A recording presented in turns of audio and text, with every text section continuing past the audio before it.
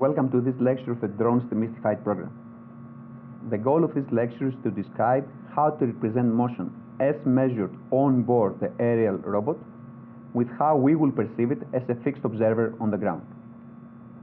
The general case is that robots also integrate sensors that take measurements only on board and follow the rotations and translations of the system.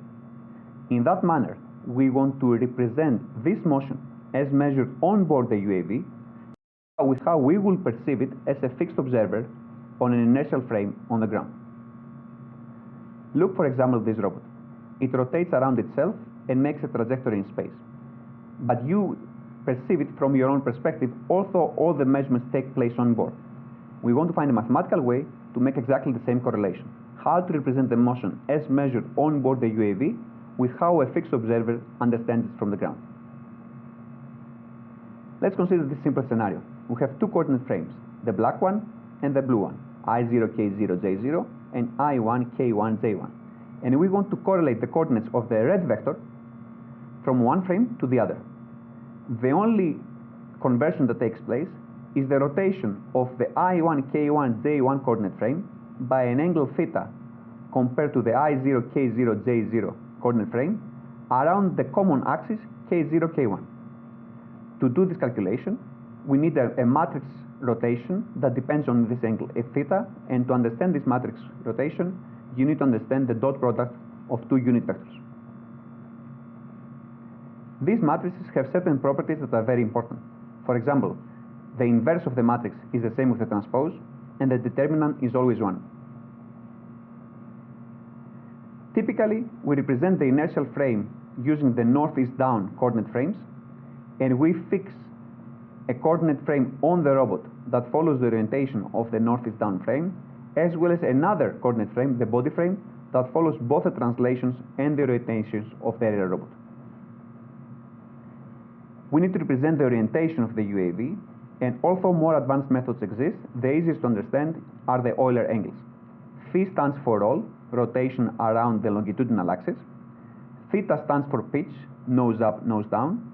And yaw is rotation around the azimuth axis.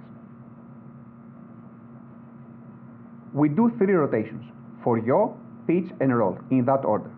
In that sense, we have to account for all the rotations that the UAV is doing in order to represent the boarding coordinate frames to the fixed coordinate frames. We first do yaw.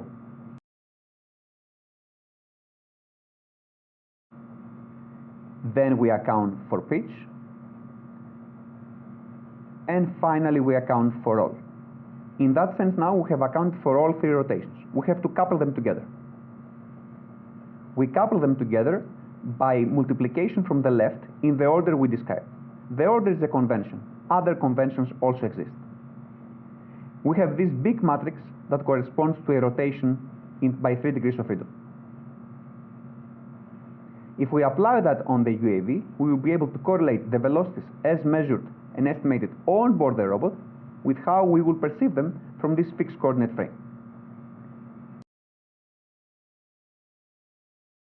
It is only about using this matrix to multiply the velocities as estimated on board the UAV with how we will perceive them from the fixed coordinate frame on the ground.